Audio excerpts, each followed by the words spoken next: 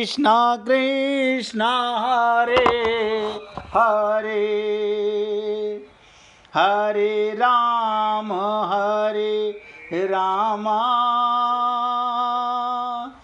राम राम हरे हरे हरे कृष्णा कृष्णा कृष्णा हरे हरे हरे राम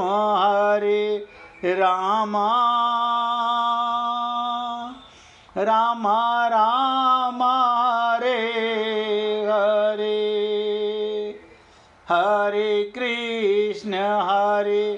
कृष्णा कृष्णा कृष्णा हरे हरे हरे राम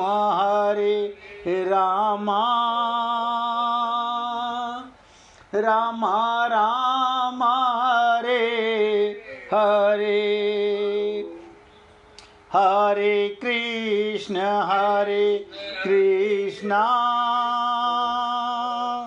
कृष्णा कृष्णा हरे हरे हरे राम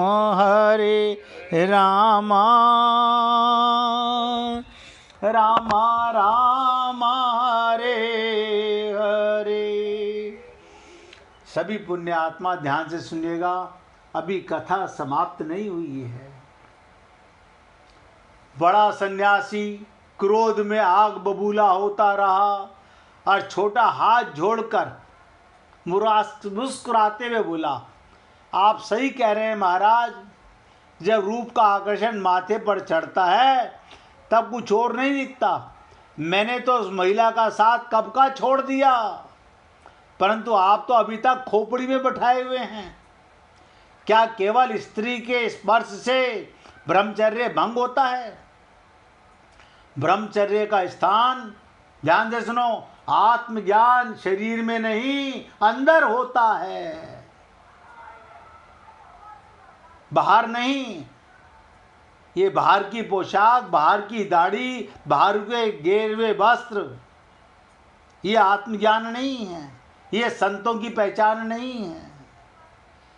संत तो वो है जो सब में आत्मा को देखता है, सबसे प्रेम बराबर करता है, जिसका जो अधिकार है वो देता है। जब वो छोटा ब्रह्मचारी बोला, ये कोई चीजें आत्मा को अपवित्र नहीं कर सकती, ब्रह्मचर्य को अपवित्र नहीं कर सकती। मैंने तो उस स्त्री को केवल एक असहाय मानकर उसकी सहायता की।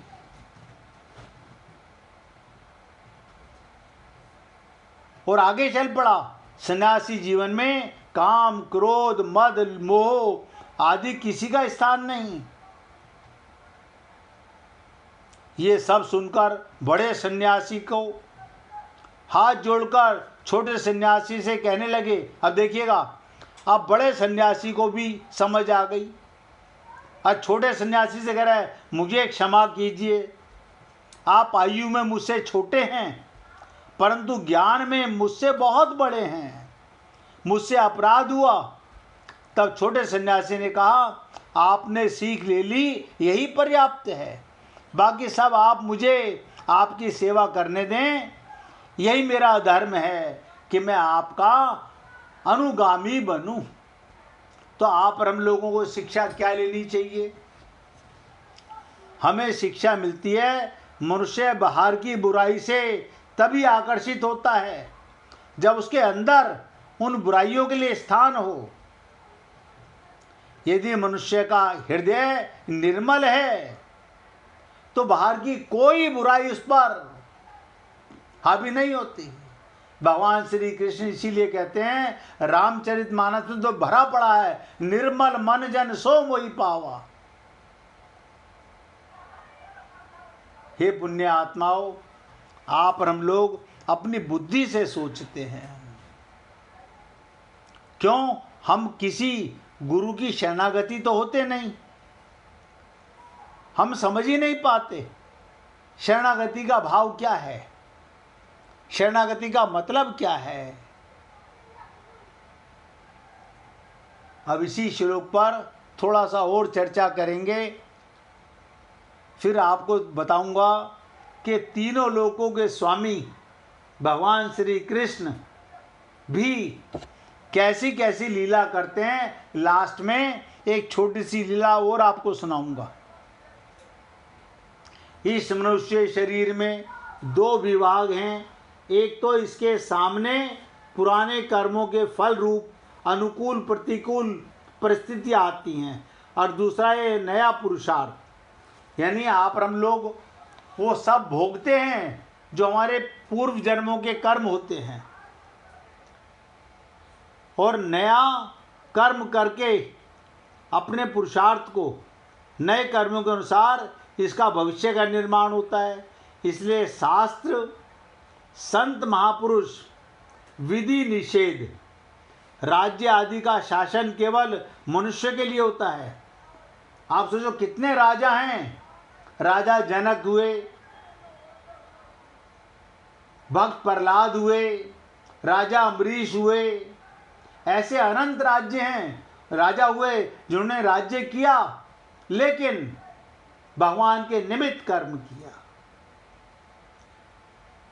मनुष्य शरीर में पुरुषार्थ की प्रधानता है, नए कर्मों को करने की स्वतंत्रता है, परंतु पिछले कर्मों का फल तो भोगना पड़ेगा। तात्पर्य ये, मनुष्य कर्म करने में स्वतंत्र, फल प्राप्ति में परतंत्र।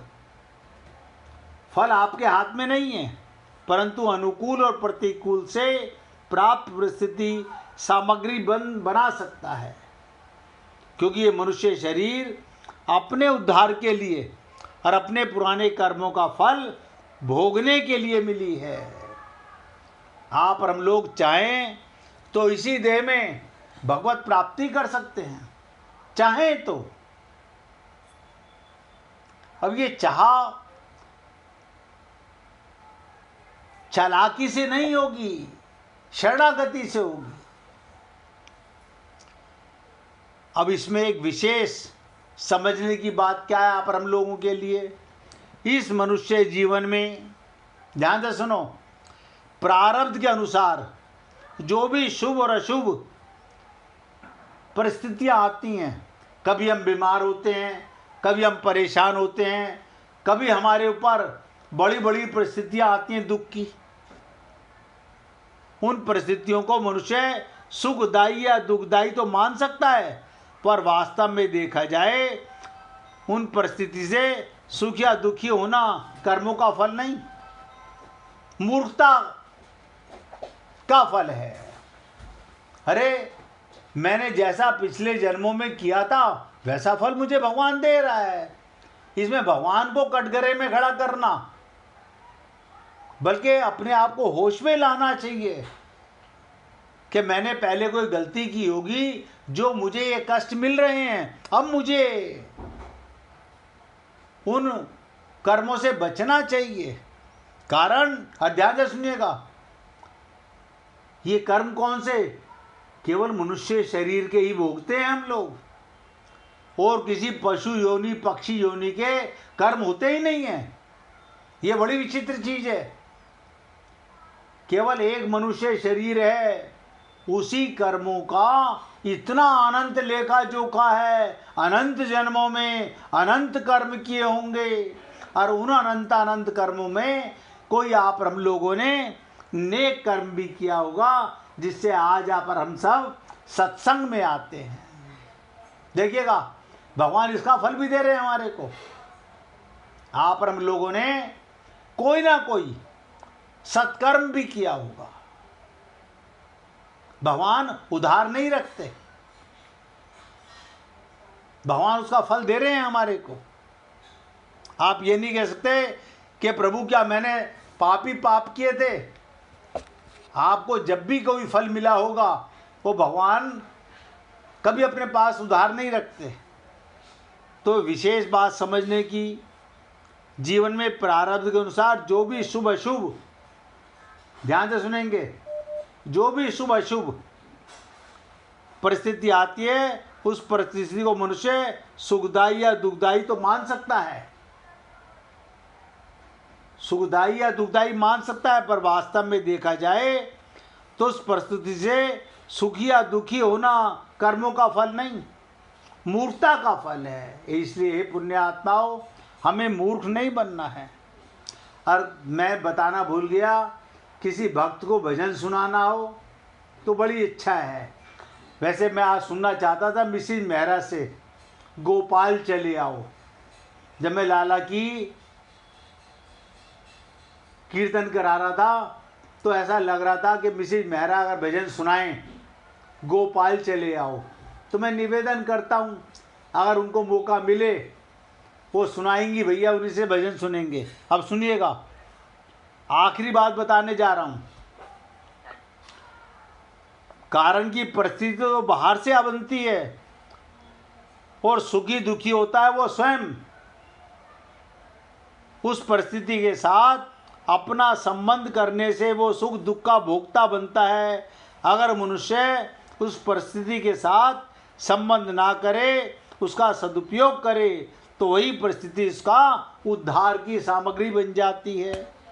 ये किस लिए कहा गया? अर्जुन को भगवान कहते हैं, तेरे सामने तेरे पिता में खड़े हैं, तेरे गुरु खड़े हैं और तेरे रथ पर मैं खड़ा हुआ हूँ। इस समय तेरी परिस्थिति बड़ी विकट है, तुझे युद्ध करना ही तेरा धर्म है, हथियार डालना तेरा धर्म नहीं है।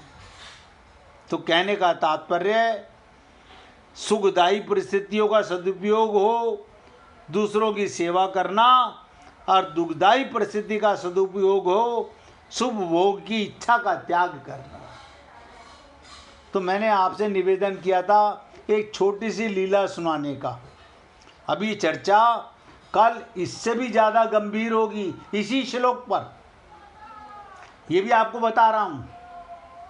कल इससे भी ज़्यादा गंभीर होगी, लेकिन आप सब लोग अब भगवान की वो लीला सुनने का प्रयत्न कीजिएगा। क्या लीला? कि भगवान तीनों लोकों के स्वामी, तीनों लोकों के स्वामी, एक घड़े के नीचे छुपना पड़ा भगवान को। ऐसी क्या लीला की भगवान ने? अद्भुत कथा। ये कथा उस समय की है जब वृंदावन में, ब्रज में नटखट गोपाल की बाल लीलाएं चरम सीमा पर थी। कान्हा की शरारतों से पूरा गोकुल गूंजता था। कभी किसी की मटकी फोड़ना, कभी किसी का माखन चुराना, गोपियों के उलानों से तंग आकर एक दिन मैया यशोदा का धैर्य जवाब दे गया। क्रोध में आकर मैया ने छड़ी उठाई और कान्हा के पीछे दौड़ पड़ी। आज नहीं छोड़ूंगी तुझे। बहुत नटखट होता जा रहा है। मैया का रौद्र रूप देखकर भगवान श्री कृष्ण अपने नन्हे नन्हे कदमों से भाग रहे थे और भागते भागते एक प्रजापति कुम्हार के घर में जा घुसे। उस समय कुम्हार मिट्टी के बर्तन बनाने में मग्न था। अचानक उसने देखा साक्षात तीनों लोकों के स्वामी डर के उनके सामने खड़े हैं। सांसें फूल रही हैं भगवान की। और कन्हैया बोले, कुमार काका, मेरी मैया छड़ी लेकर इधर ही आ रही है, मुझे कहीं छिपा लो। प्रार्थना कर रहे हैं भगवान, मुझे कहीं छुपा लो। कुम्हार तो प्रभु को पहचान गया, वो मन ही मन गदगद हो गया। आज स्वयं भगवान उनकी शरण में आए हैं। उसने आओ देखा ना ताओ, तुरंत कन्हैया को एक बड़े से मिट्टी के घड़े के नीचे छुपा दिया। कुछ ही क्षणों में मैया यशोदा आ गई। उन्होंने पूछा, क्यों रे, तूने मेरे कन्हैया को देखा है क्या? अभी इधर ही आया था। कुमार का हृदय धक धक कर रहा था, पर प्रभु की लीला में साथ देने के लिए उसने झूठ बोल दिया। नहीं मैया, मैंने कन्हैया को यहाँ नहीं देखा। मैया विश्वास करके चली गई। घड़े के नीचे बैठे कन्हैया ये सब सुन रहे थे। मैया के जाते ही उन्होंने धीरे से कहा, काका। कुमार काका से, काका यदि मैया चली गई तो मुझे बाहर निकालो। अब शुरू हुई भक्त और भगवान की असली लीला। ध्यान से सुनिएगा। कुमार मुस्कुराया और बोला, ना सरकार, इतनी आसानी से नहीं, पहले मुझे एक वचन दो। कन्हैया बोले, कैसा वचन? कुमार बोला, वचन दीजिए, आप मुझे 84 लाख योनियों से, जन्म बंधन के, मृत्यु के बंधन से मुक्त कर देंगे, तभी घड़ा उठाऊंगा। ठाकुर जी मुस्कुराए। एक भक्त भगवान को ब्लैकमेल कर रहा है। कन्हैया बोले, ठीक है, मैं वचन देता हूं, अब निकालो। कुमार फिर अड़ गया, सिर्फ मुझे नहीं, मेरे पूरे परिवार को मोक्ष का वचन दो। कृष्ण ने हंसते हुए कहा, तथास्तु। तभी उन्हें मुक्ति मिली। अब तो निकालो, मेरा दम घुट रहा है, भगवान बोल रहे हैं। कुमार फिर बोला, रुकिए केशव, एक विनती और है मेरी। जिस मिट्टी से घड़ा बना उसे मेरे बैलों ने बड़ी मेहनत से ढोया है। मेरे उन मूक पशुओं को भी 84 लाख योनियों से मुक्त करो। कुम्हार की ये प्रेम भरी वाणी सुनकर भगवान पिघल गए। उन्होंने बैलों को भी मोक्ष देने का वरदान दिया। तो कन्हैया बोले, अब तो निकाल, तेरी सारी इच्छाएं पूरी हो गई। तब कुमार की आंखों में आंसू आ गए। वो बोला, हे दीनदयाल, बस एक अंतिम इच्छा और है। जो भी प्राणी, ध्यान से सुनो, जो भी प्राणी हम दोनों के बीच के इस कथा को सुनेगा, प्रभु उसको भी जन्म मृत्यु के चक्कर से मुक्त करना पड़ेगा। कुमार की ये निस्वार्थ भावना देखकर उसने केवल अपने लिए नहीं, अपने परिवार के लिए नहीं, संसार के प्रत्येक भगवान के प्रेमी के लिए, तो भगवान की आंखों से आंसू आने लगे।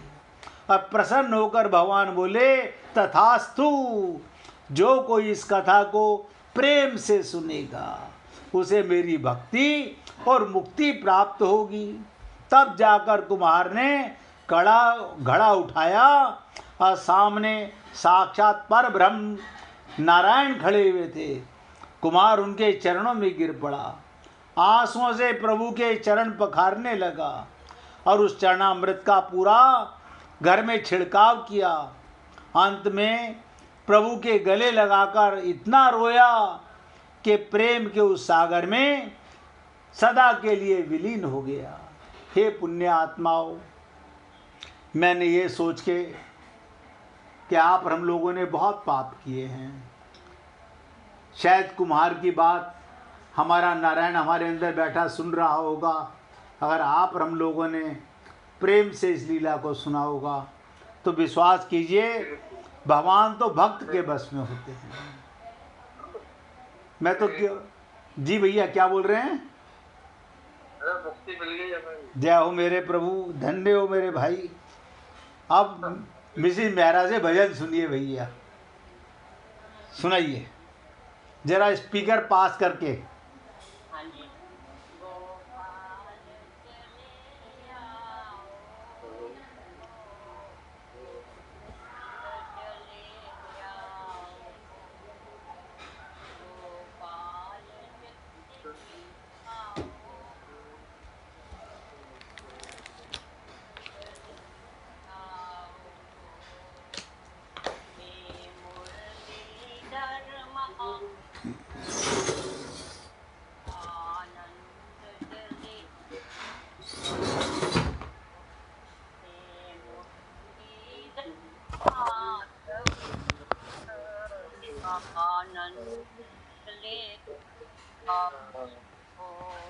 गोपाल चले गोविंद चले आओ स्नेह की राडावर भक्तों की उनके की राडावर भक्तों सुनते तुम भक्त के हो भगवान को खा जाओ, तुम भक्त के हो भगवान को दिखा जाओ। हे मुरली धर आनंद जाओ। हे मुरलीधर आनंद जाओ। गोपाल आओ ले आओ। आँखों में बसे हो तुम कन में धड़कते हो, में बसे हो धड़कन धड़कते हो। कुछ ऐसा करो सांसों में समा जाओ। कुछ ऐसा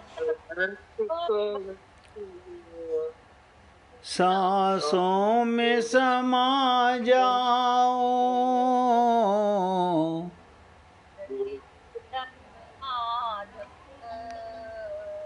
आनंद चल हे मुरली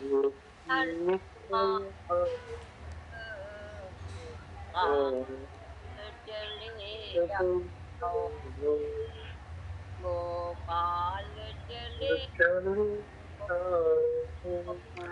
गोविंद चले आओ। एक शरत जमाने से इस दिल ने लगाई। एक शरत इस दिल ने लगाई है,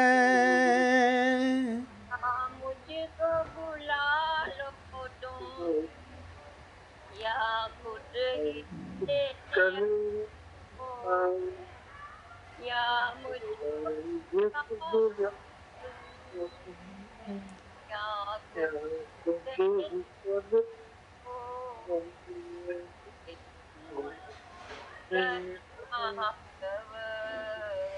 आनंद चले आओ।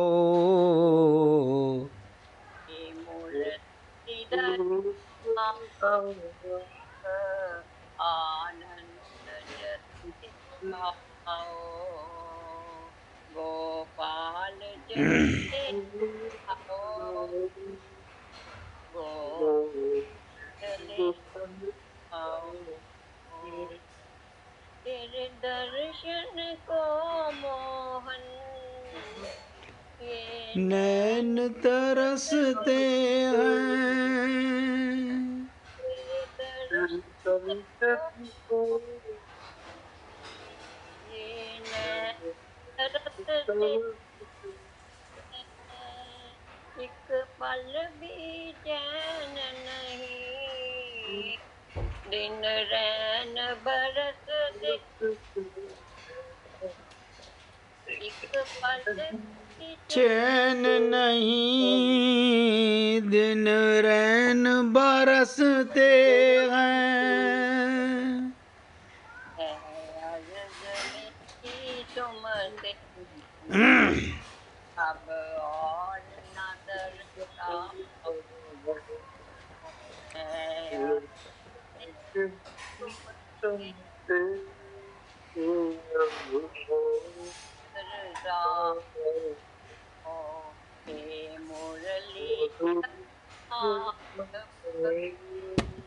आनंद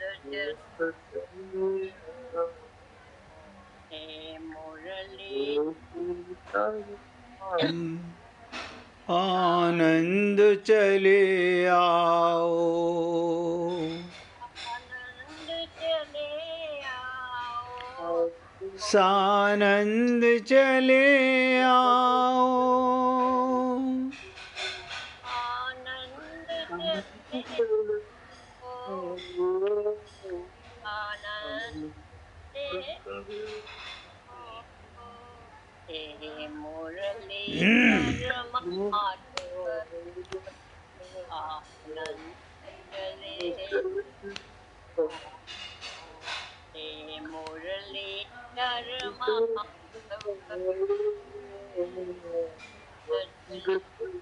आओ गोपाल गोविंद चले आओ, चले आओ गोविंद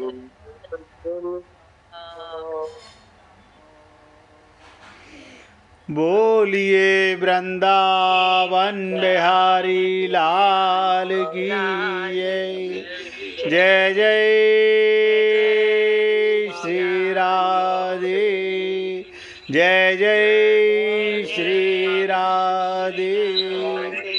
बोलिए लाल जी का मंगल हो, सभी भक्तों का मंगल हो।